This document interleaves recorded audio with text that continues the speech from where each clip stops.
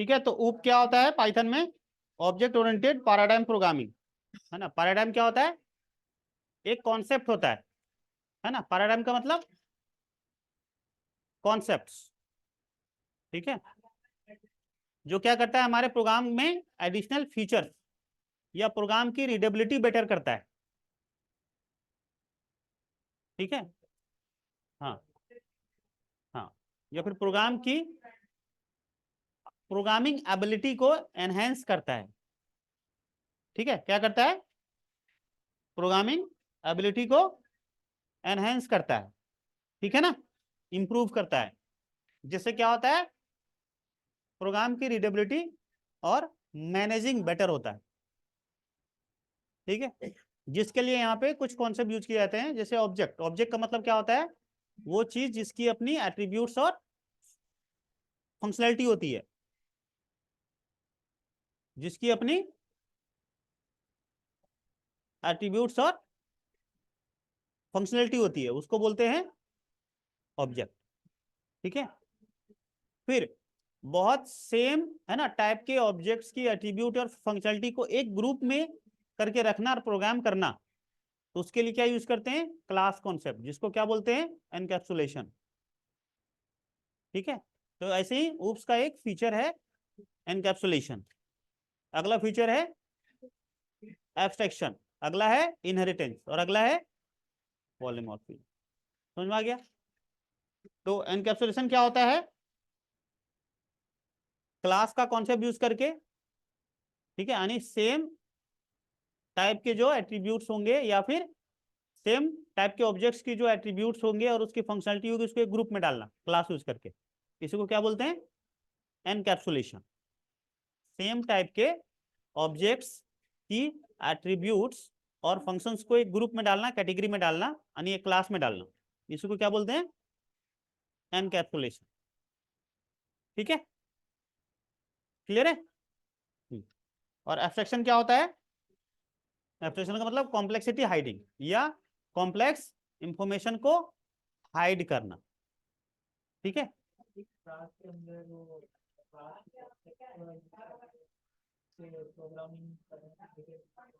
Oops, oops कहते हैं, ठीक है, ओप्स कहते हैं। क्या क्लास के अंदर प्रोग्राम करने को ही एनकैप्सुलेशन बोलते हैं, ये शॉर्ट में बोल सकते हो, शॉर्ट में बोल सकते हो, पर इसको डिक्टेट करना हो तो सेम टाइप के ऑब्जेक्ट्स की एट्रीब्यूट्स, सेम टाइप के ऑब्जेक्ट्स की एट्रीब्यूट्स यानी प्रॉपर्टीज और उसकी फंक्शनैलिटीज को एक ग्रुप में रखना, ठीक है। ग्रुप का मतलब एक क्लास में रखना, इसी को क्या बोलते हैं? एनकैप्सुलेशन, ठीक है। लिख तो रखा है यहाँ पे, कैसे नहीं लिखा?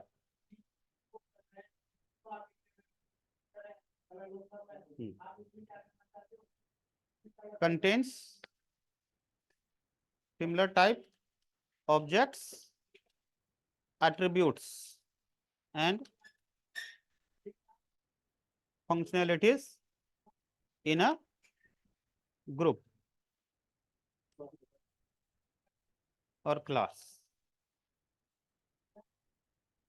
ठीक है ना। ठीक है ना, इसी को क्या बोलते हैं? एनकैप्सुलेशन। क्लियर है?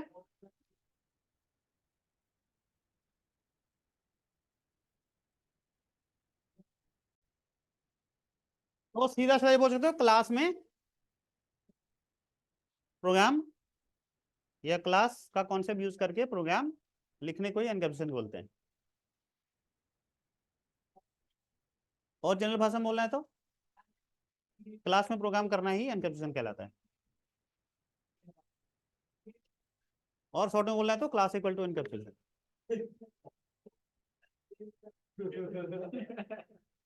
क्लास ही एनकैप्सुलेशन है, ठीक है, समझ में आ गया? ठीक है, चलो एनकैप्सुलेशन क्लियर हो गया ना। अब लिख लोगे ना, बता दोगे ना? ऐसे नहीं बोलना है। क्लास का कॉन्सेप्ट यूज करके प्रोग्राम करना ही एनकैप्सुलेशन है, कम से कम इतना बोलना है। क्लास इनकैप्सुलेशन नहीं करना है ठीक है वो याद करने के लिए कि एक बार याद हो जाए क्लास, हाँ ठीक है, क्लास इक्वल टू, हाँ वो याद करने के लिए क्लास इक्वल टू एनकैप्सुलेशन, ठीक है। मतलब ये हुआ कि क्लास का कॉन्सेप्ट यूज करके प्रोग्राम, हाँ करना ही एनकैप्सुलेशन कहलाता है, ठीक है। मतलब सेम टाइप के ऑब्जेक्ट्स, ठीक है। अब क्लास क्या करता है, सेम टाइप के ऑब्जेक्ट्स की एट्रीब्यूट्स और फंक्शनलिटी को एक ग्रुप में रखने को ही एनकैप्सुलेशन कहते हैं, उसी को क्लास भी तो कहते हैं। दोनों का डेफिनेशन सेम हो गया, ठीक है। अब चलो आगे, एब्स्ट्रैक्शन क्या है। एब्स्ट्रैक्शन का मतलब वो कॉम्प्लेक्सिटी हाइडिंग, मतलब जो अनवांटेड इंफॉर्मेशन है या कॉम्प्लेक्स इंफॉर्मेशन है उसको हाइड करना, ठीक है। या फिर कुछ ऐसे क्लास होंगे जिनमें हम किसी फंक्शंस की डेफिनेशन वहां पे नहीं लिख सकते, कॉम्प्लेक्स होगा या अनयूजफुल होगा, ठीक है ना। वहां पे सिर्फ फंक्शन का स्ट्रक्चर बना के छोड़ देंगे, तो इसीलिए एब्स्ट्रैक्शन जो यूज होगा वो किस लिए होगा, सिर्फ और सिर्फ स्ट्रक्चर बनाने के लिए, लेआउट तैयार करने के लिए, ठीक है। एग्जाम्पल देखा था अपन ने, है ना। देखो अपन ने क्या करा था, एक क्लास लिया था शेप और उसके अंदर एरिया है। अब एरिया का डेफिनेशन थोड़ी लिख सकते हैं शेप क्लास में।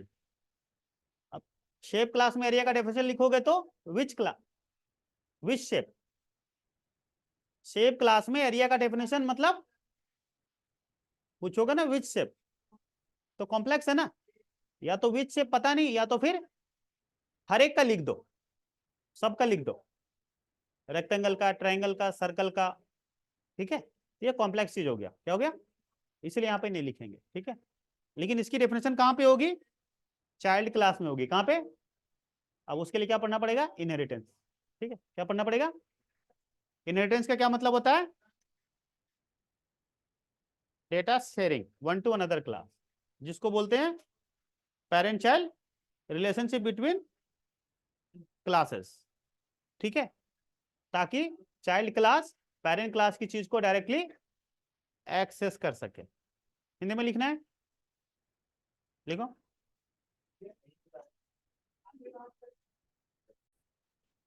ये तो भाई डेफिनेशन का ही पार्ट है, ये डेफिनेशन का ही पार्ट है। जब कोई क्लास अपनी सब क्लास क्रिएट करना चाहता हो, यानी एक क्लास जब अपनी सब क्लास किसी क्लास को क्रिएट करता है तो उसको इनहेरिटेंस कहते हैं ना। अब लिखो फीचर, फीचर दो है क्या, एक तो है method usability from parent to child class, और दूसरा है मेथड रीडिफाइनिंग, ठीक है, फ्रॉम पेरेंट टू चाइल्ड, लिखी बात है। या फिर चाइल्ड पेरेंट क्लास के मेथड को ओवरराइड करना चाहता हो, मतलब रीडिफाइन करना चाहता हो। जब चाइल्ड क्लास पेरेंट क्लास के किसी मेथड को रीडिफाइन करना चाह रहा हो, री इंप्लीमेंट करना चाह रहा हो, या ओवरराइड करना चाह रहा हो, एक ही बात है तीनों। हाँ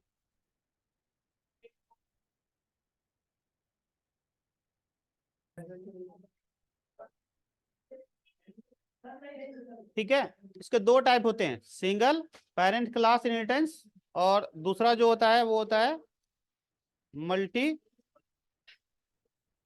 पेरेंट क्लास इनहेरिटेंस, ठीक है। हम्म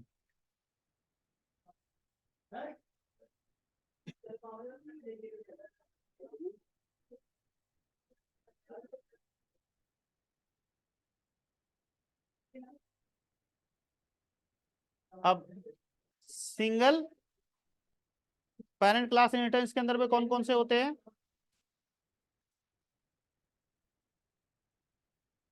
सिंगल लेबल, कौन सा होता है, सिंगल लेबल। दूसरा मल्टी लेबल। तीसरा हायरार्किकल, हाँ ठीक है। हम्म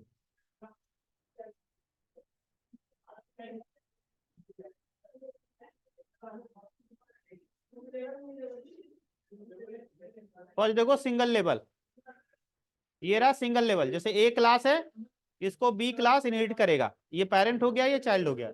एरो हमेशा पेरेंट की ओर रहेगा, ध्यान रखना, ठीक है।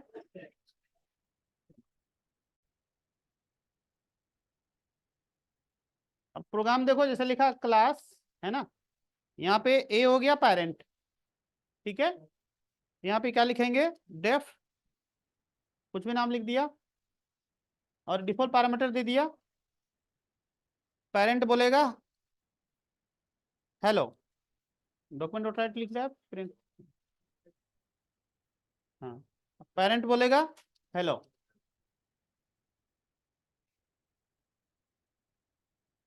क्लास बी, ये ऐसे करके इनहेरिट करेगा ब्रैकेट में, है ना, देखो ये इनहेरिट हो गया, हाँ, ठीक है। तो बी ने एक और इनहेरिट कर लिया, तो ये क्या बोलेगा, डेफ, ठीक है, जी ले लिया, एस,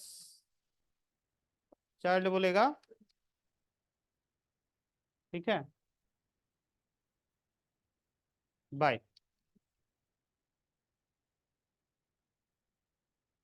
अब देखो दोनों को ऑब्जेक्ट नहीं बनाना पड़ेगा, हम ऑब्जेक्ट सिर्फ किसका बनाएंगे, चाइल्ड का, ठीक है। चाइल्ड को ऑब्जेक्ट के साथ पेरेंट वाला भी कॉल हो जाएगा, एफ पी डॉट जी, देखो दोनों आ जाएगा, समझ में आया,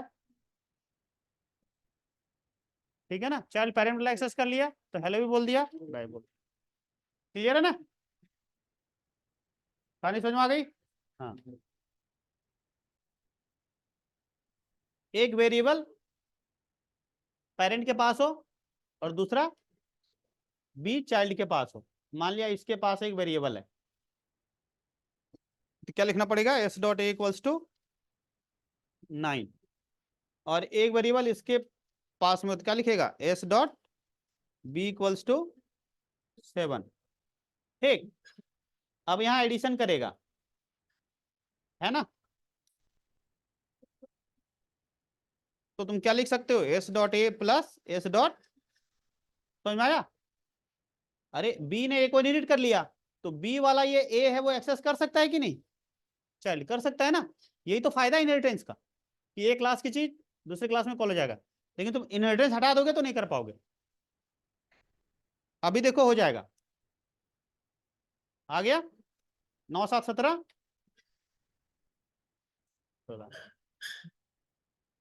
और अभी ये हटा दो यहां से, देखो तो एरर देगा,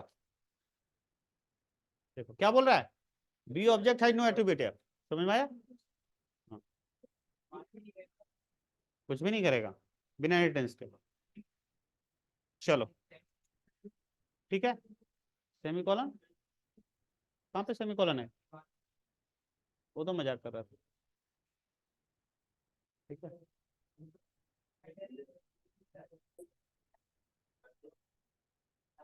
यहाँ पे क्या दे देंगे, ए, यहाँ पे क्या हो जाएगा, ए, यहाँ पे क्या हो जाएगा, बी, और यहाँ पे वैल्यू कहाँ से जाएगा,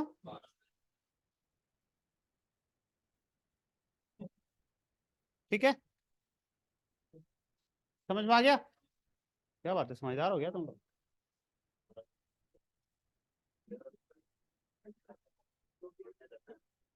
अब इसको कंस्ट्रक्टर के थ्रू कैसे करेंगे,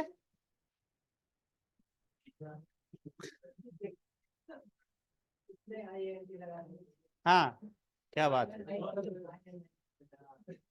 हाँ, इनिट, हाँ, अब बोलो, यहाँ पे,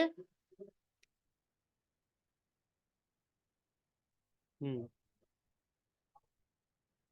अब कॉल कैसे करेंगे, ये तो नहीं होगा, एक आर्गुमेंट यहाँ से भेज देंगे, हैं, और इसका आर्गुमेंट कहाँ से जाएगा, ये आर्गुमेंट तो इसको जाएगा ना, अब इसका आर्गुमेंट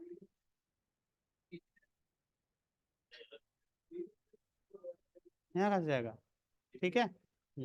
यहाँ पे लिखेंगे super dot underscore underscore init underscore underscore, right, ठीक है, क्या बोलता है, super object but receive integer, yes भी तो पास करना पड़ेगा। क्या डॉट नहीं है? नहीं यहाँ कोई कॉमा ही तो होगा।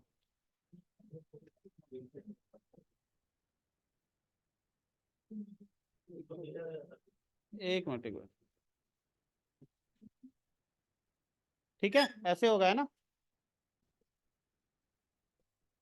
सुपर, सुपर का मतलब होता है ऊपर, ठीक है। ऊपर का मतलब असेंडेंट, मतलब पेरेंट। सुपर का मतलब पेरेंट का रेफरेंस, ठीक है। सुपर का मतलब पेरेंट का रेफरेंस है ना चाइल्ड में। देखो यहाँ पे ध्यान से सुनना, क्लास के अंदर क्लास का रेफरेंस किससे लेते थे? सेल्फ से, मतलब फर्स्ट आर्गुमेंट। पेरेंट का रेफरेंस चाइल्ड में किससे लेते हैं? सुपर से, ठीक है। Super gives parent reference to child. Parent का रेफरेंस किसमें देता है? चाइल्ड। समझ में आ गया? अभी सिर्फ इनिट लिखोगे ना तो वो अपने आप को कॉल कर लेगा, ये अपने आप को कॉल कर लेगा। लेकिन जैसे ही हमने यहाँ पे सुपर लिख दिया तो ये इनिट कौन सा है? पेरेंट वाला, ऊपर वाला, ठीक है ना। तो उसको आर्गुमेंट यहां से भेज दिया, ऐसे हो गया कंस्ट्रक्टर वाला काम अपना।